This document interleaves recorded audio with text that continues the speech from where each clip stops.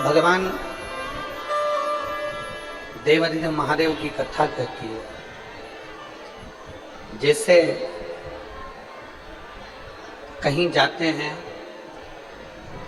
तो 2-4 जोड़ कपड़े लेकर जाते हैं। शादी में गए, विवाह में गए, या कहीं कोई आयोजन में, कोई फंक्शन में हम जाते हैं तो 4 जोड़ कपड़े लेकर जाते हैं। बोलो, जाते हो कि नहीं जाते हो? जम के तो बोलो, जाते हो ना? 2 या 4 जोड़ कपड़े अपने साथ में रख लेते हो बैग में और चले जाते हो।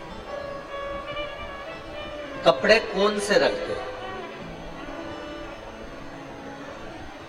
अगर हम शादी में जा रहे हैं, कोई फंक्शन में जा रहे हैं, कोई रिसेप्शन में जा रहे हैं, या कहीं पर भी हम जा रहे हैं, तो हम 2-4 जोड़ कपड़े रख कर ले जाते हैं जो अपने ऊपर ठीक लगे। हम वो कपड़ा लेकर जा रहे हैं जो अपने को ठीक लगे, जो अपने को श्रेष्ठ लगे।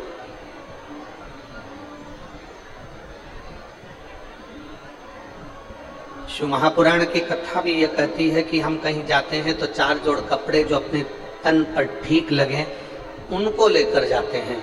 उसी तरह शिव महापुराण की कथा कहती है कि अपनी पूरी जिंदगी में, अपने पूरे जीवन में कोई 4 लोगों का संग ऐसा कर लो जो आपका मार्गदर्शन करते रहे और आपकी जिंदगी को ठीक चलाते रहे।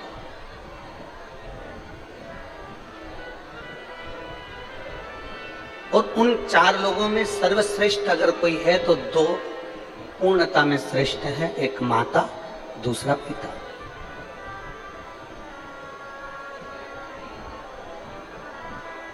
अगर माता पिता का मार्गदर्शन हमारी जिंदगी में है, माता पिता का मार्गदर्शन हमारे जीवन में है, तो ये निश्चित मानकर चलिए कि आप जिंदगी में कहीं उलझ नहीं सकते। अगर उलझ भी गए तो माता पिता के वचन से और आशीर्वाद से सुलझ कर आगे बढ़ ही जाए, ये निश्चित है।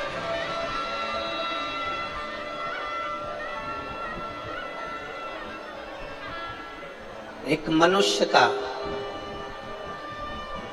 इस मानव शरीर का प्रथम गुरु होती है उसकी मां। दूसरे नंबर पर गुरु होता है उसका पिता। तीसरे नंबर पर उसका गुरु होता है उसका शिक्षक। और चौथे नंबर पर गुरु होता है सतगुरु। सतगुरु का नंबर आखिरी में आता है, सतगुरु का नंबर पहले नहीं आया।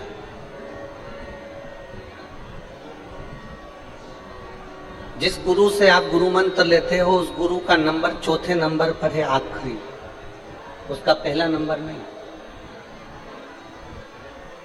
सबसे पहला नंबर अगर किसी गुरु का आता है तो वो हमारी माँ का आता है, माता का आता है। पहला गुरु कौन है?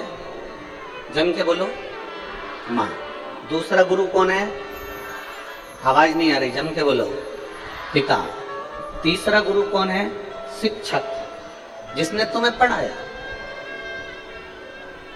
जिसने तुम्हें विद्याध्ययन कराया, तुम्हारी बुद्धि का विकास करे।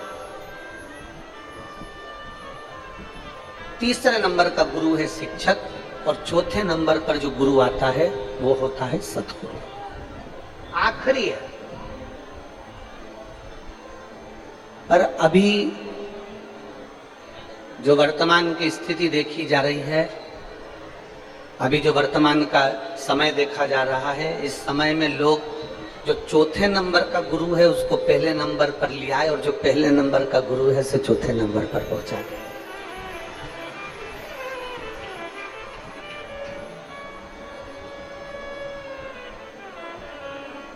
पर ये श्रेष्ठता नहीं है, इसको श्रेष्ठता नहीं है।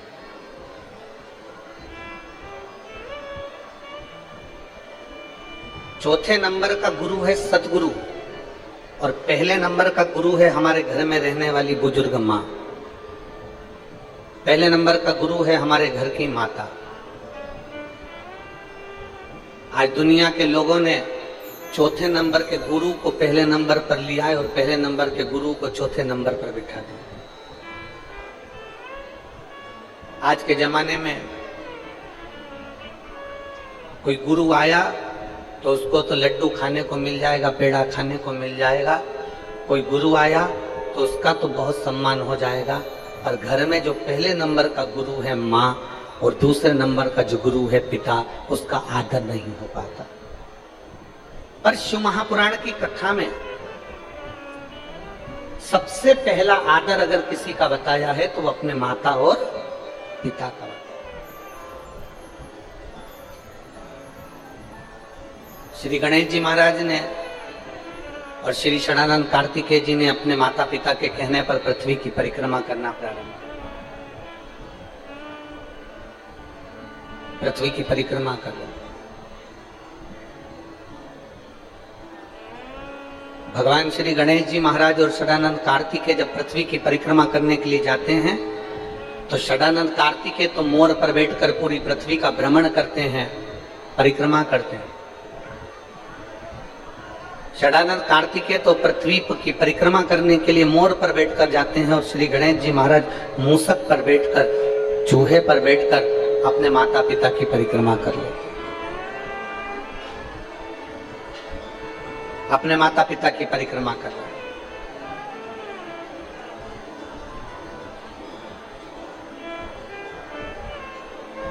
अब माता पिता की परिक्रमा कर रहे हैं मतलब माता पिता का आदर कर रहे हैं,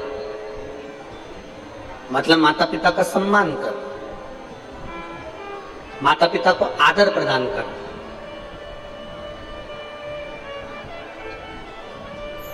कार्तिकेय जी मोर पर बैठ कर गए, पूरे पृथ्वी की परिक्रमा कर आए और गणेश जी महाराज ने अपनी बुद्धि का परिचय दिया और अपने माता पिता की परिक्रमा कर। परिक्रमा जैसे ही पूरी हुई,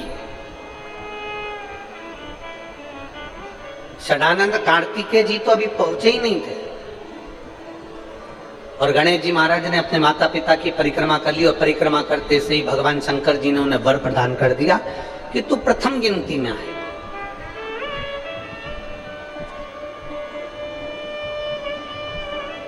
सारे देवताओं में तो प्रथम पूजा जाएगा, तेरी गणना प्रथम गिनती में करी जाए, तुझे प्रथम गिनती में गिना जाएगा। सब दूर तेरी प्रथम गिनती में तुझे आदर दिया जाएगा, सम्मान दिया जाएगा, सत्कार दिया जाएगा और तू गणों का अध्यक्ष हो गया और तेरा नाम गणेश हो गया। अब जैसे ही श्री गणेश जी महाराज को वर प्राप्त हुआ, इतनी देर में षडानंद कार्तिकेय जी का आगमन हुआ और षडानंद कार्तिकेय जी का आगमन हुआ और षडानंद कार्तिकेय जी ने देखा कि मेरे भाई श्री गणेश जी महाराज को, जो मुझसे छोटा है, वो गणेश जी को प्रथम गिनती का वर दे दिया गया।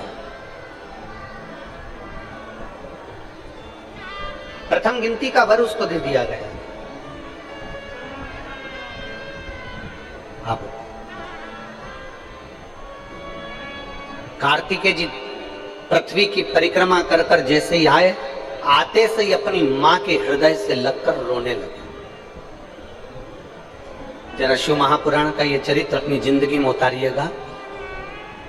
कई लोगों के मन में एक प्रश्न आता है कि शंकर जी की पूरी परिक्रमा क्यों नहीं होती,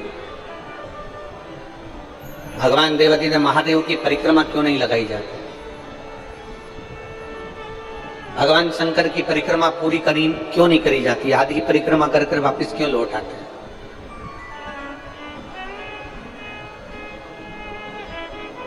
कारण क्या है,